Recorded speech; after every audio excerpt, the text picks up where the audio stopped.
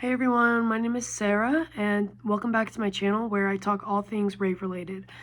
So today I'm going to be talking about 5 things I wish I knew before my first rave, and I'm hoping that this will be helpful to you guys, especially those of you who haven't been to a rave before. I hope that this can be helpful to you. For those of you who have been to raves before, let me know if you think I missed anything major and maybe I can make a part 2. The first 2 things I want to talk about are go into pre-planning and organizing with your group. I would recommend that you go in a group, at least for your first time, just because you have other people there looking out for you. And while you're orientating to the space, you won't also be worried about like who's around you. And there's safety in numbers. So I would recommend going in a group. At least do the first one. I always go in a group. I just feel much safer that way. But the very first thing would be talk set preferences with your group ahead of time, usually within like the week leading up to the event, and the organizers will release the set times by stage. So then you can kind of see like, okay, at this time, there's usually like 4 stages at any given time, sometimes more, sometimes less. And it's only within like a week leading up to the event that you can see who's playing at what stage at what time, and then by looking at that information you can draw your set conflicts. So if there's 2 artists that you really want to see and they're playing at the same time, that's really important to know ahead of time so that you and your group can coordinate. And if half of you really want to go see artist A and half of you really want to go see artist B, you can plan for that.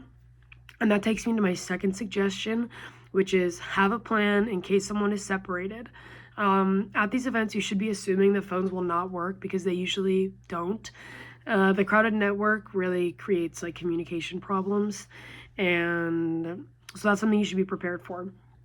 So talk about group like set times in advance so that you can anticipate your intentional group separations, and then also have a plan in place for if you accidentally get separated.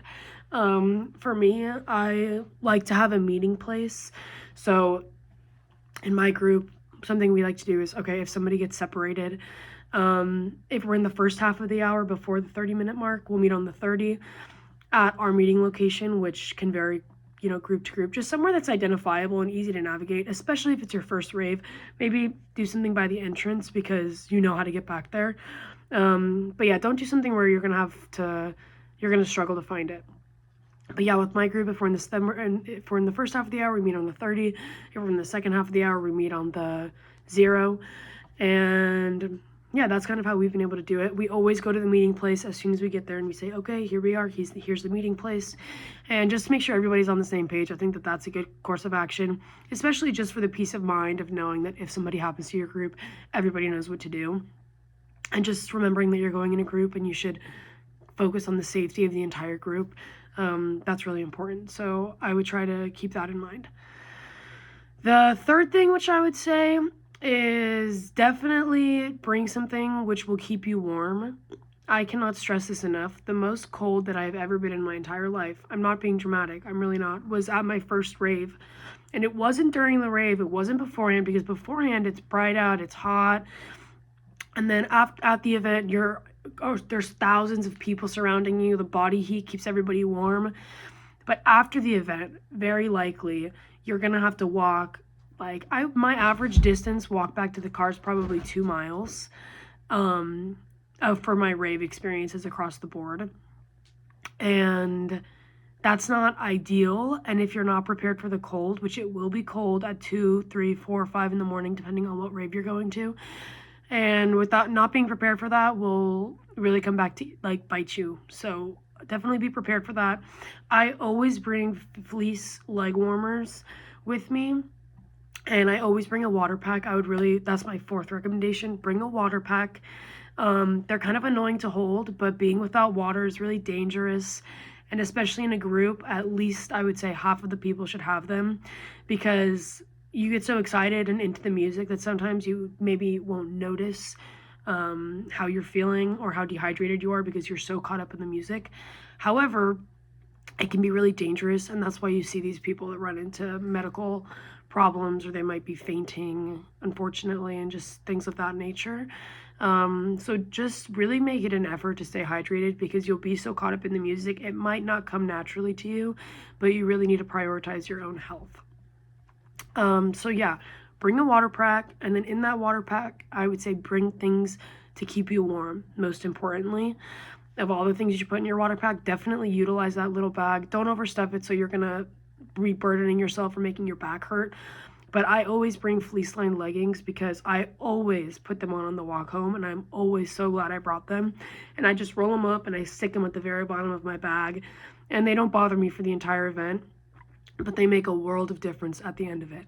So yeah, I also always bring heat warmers or hand warmers, and I usually get the variety pack, so it's like hand warmers, foot warmers, and then like big pack warmers. And those are, I mean, every rave or event that I've gone to, I've also ended up running into someone who's like freezing cold, and I always bring extras for people, because that's another thing about rave culture, which you can learn more about in my video about plur culture. Everybody really looks out for each other, so I think, if somebody in the group can take one thing, have it be stuff to keep people warm, because you'll definitely run into people along the way that will be super grateful as well. And if you don't want to bring the fleece-lined leggings, you can also bring aluminum blankets. Those are really easy to just like fold up. They're like really thin and really flat, and they're easy to stick in a bag as well. And those also you can usually grab at Oasis afterwards. They're usually, hopefully, if they have enough, they'll be leaving them out for people to take with them, which is always incredibly helpful and really important.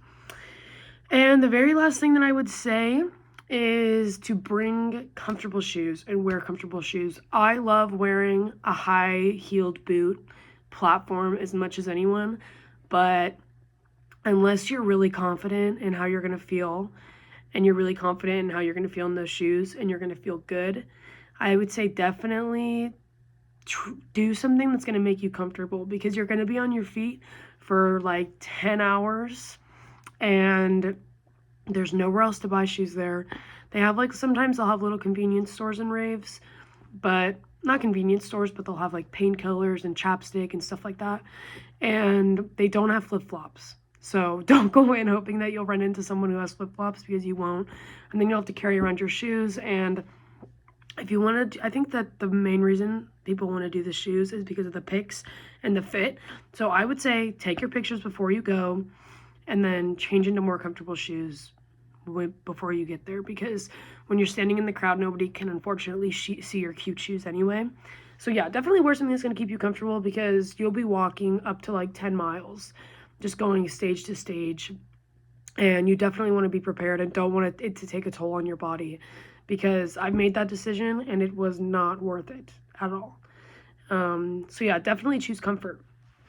So yeah, those are my 5 things. To recap, I would say first, talk set preferences with your group ahead of time. Second, have a plan in case someone gets separated, and bring something to keep you warm, bring a water pack, and wear comfortable shoes. So those are my 5 things. I hope that you take my advice, and if you think I forgot anything, please let me know down below. I know that there's so many other things that could be on this list. And yeah, so thank you so much for watching. I really hope you enjoyed it, and I will talk to you guys soon in my last video. So yeah, it's been fun making these, and I really hope that you guys have been enjoying them. So thank you so much. Please like, comment, and subscribe if you have.